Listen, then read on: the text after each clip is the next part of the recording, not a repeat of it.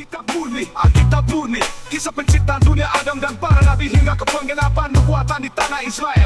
Yesus Kristus dilahirkan sebagai penebus semua manusia yang berdosa. Ia disalibkan dan bangkit pada hari ketiga, naik ke surga dan akan datang kembali.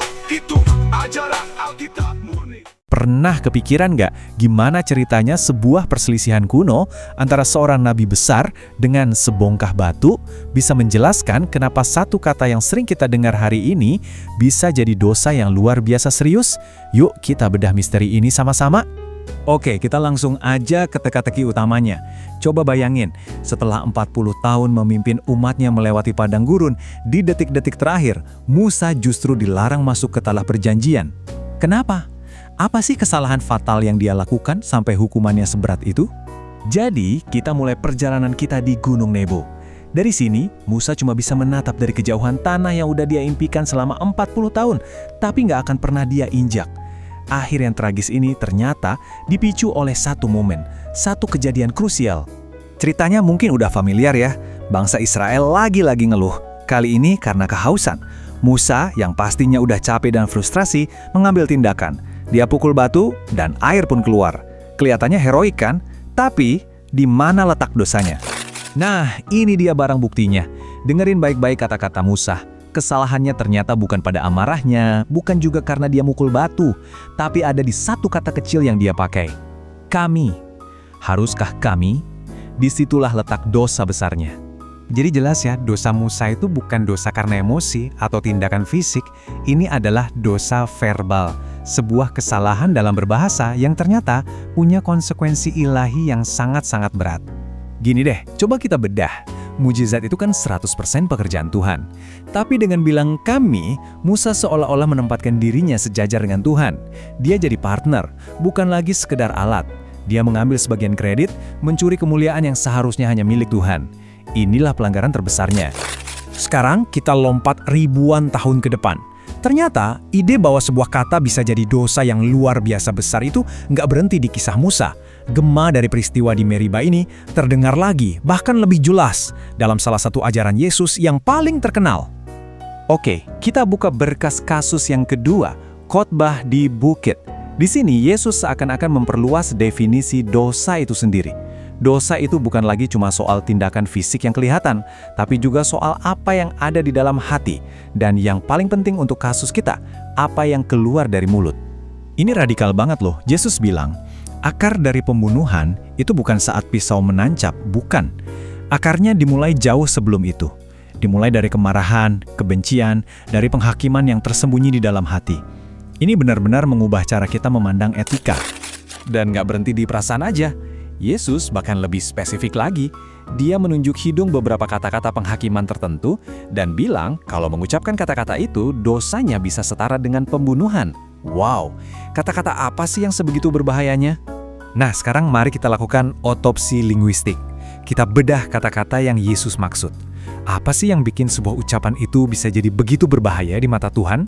Kata yang Yesus sebut dalam bahasa aslinya, bahasa Aramaik, adalah raca. Ini bukan sekedar bilang, bodoh kayak kita lagi bercanda ya.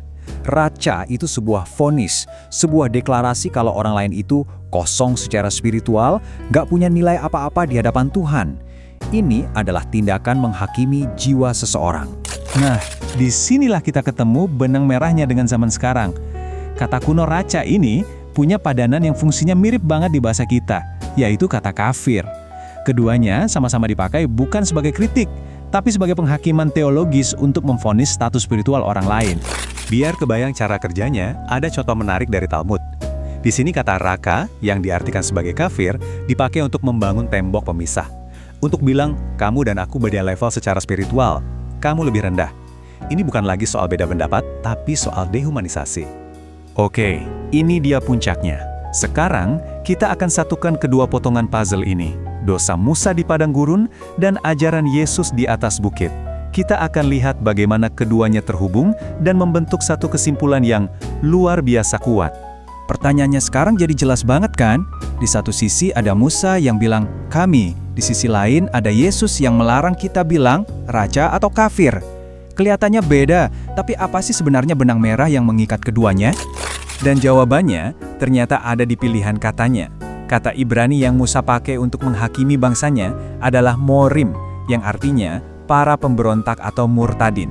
Ini jenis penghakiman yang sama persis dengan raja. Satu untuk kelompok, satu untuk individu.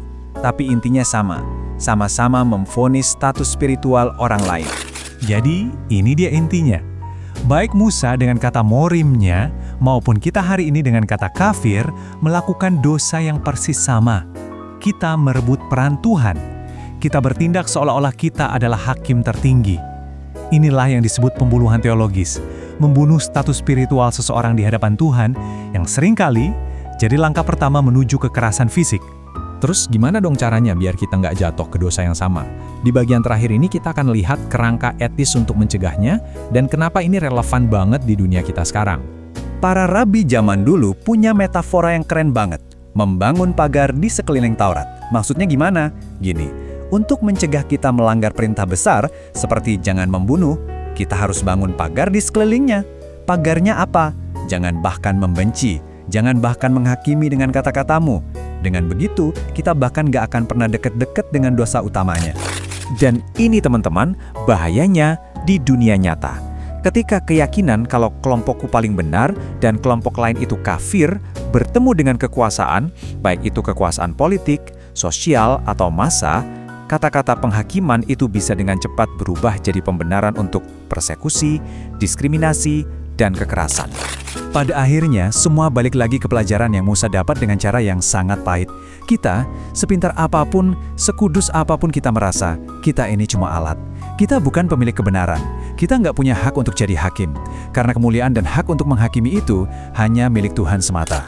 Jadi, kita tutup dengan perenungan ini untuk kita semua. Kekuatan kata-kata kita itu jauh lebih besar dari yang kita kira. Pertanyaan terpenting mungkin bukanlah siapa yang benar dan siapa yang salah, tapi apakah kita punya hak untuk menjatuhkan vonis itu? Karena terkadang, dosa yang paling serius bukanlah yang kita lakukan dengan tangan kita, tapi yang kita ucapkan dengan lidah kita.